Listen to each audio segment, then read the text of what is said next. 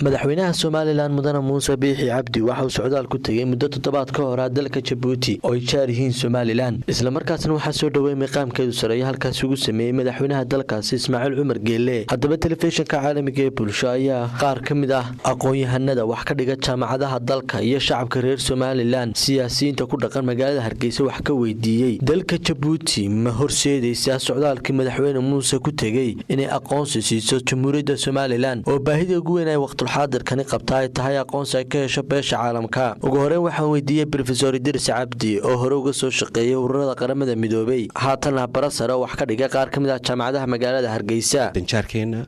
waliba wadamada aadka inoogu dhow waliba Soomaaliya originally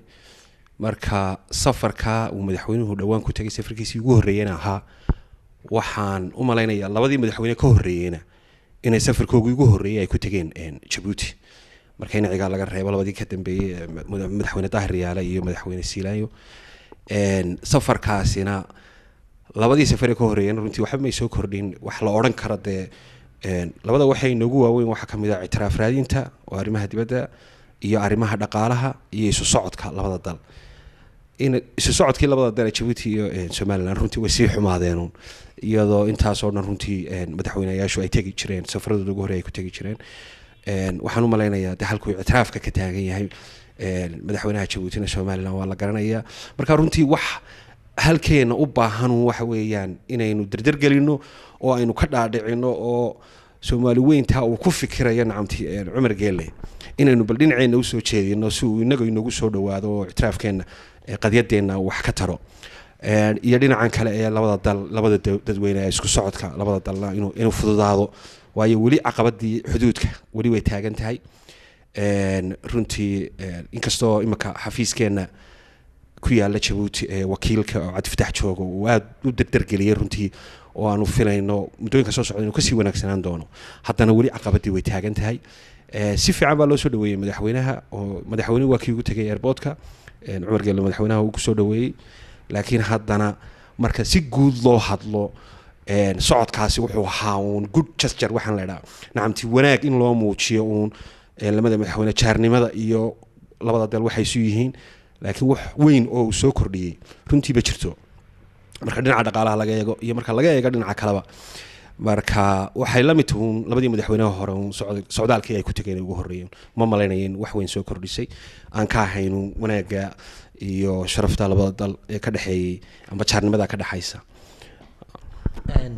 marka laga imaado soo dhaweynta maqaar saarka ah ee madaxweynaha dalka Djibouti ku soo dhaweeyay madaxweyne Muuse Biixi miyaanay ka habooneen in madaxweyne Biixi uu ku tago dalalka Kenya, Uganda iyo Afrikada kale oo kala hadla qadiyada Soomaaliland halkuu ka tagi lahaa dalka Djibouti mar haddaanay wax faa'iido ah horena u lahayn iminkan aan u lahayn socdaalka madaxweynaha dalka Djibouti kullay madaxweynuhu dalun buu tagi lahaa waxa Soomaaliland waxa tiraahdaa jaarkaaga ma dooran kartid Ilaahay baa ku doora waxaan filayaa Djibouti iyo Ethiopia inay yihiin labada dal ee aadka inoogu dhow marka Soomaaliya laga yimaado halkii uu Kenya ka tagi lahaa waxaan qabaa anigu in wadamada ka dhow ee sida Djibouti iyo Ethiopia uu tago laakiin sidii in cigaalba uu sameeyay berigii safarkiisii ugu horeeyay uu Eritrea ku tagay in laga yara bayro maadaama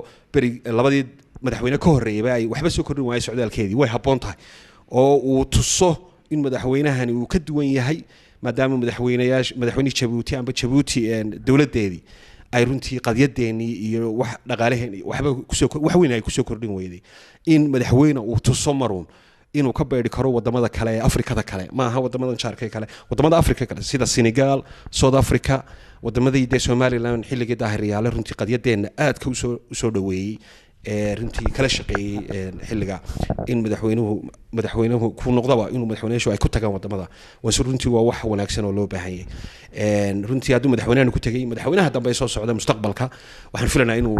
laynka haddii wax iska bedeli waayaan nacamti xiriirkeena guud ee Djibouti iyo Soomaaliland in laga beeri doono insha Allah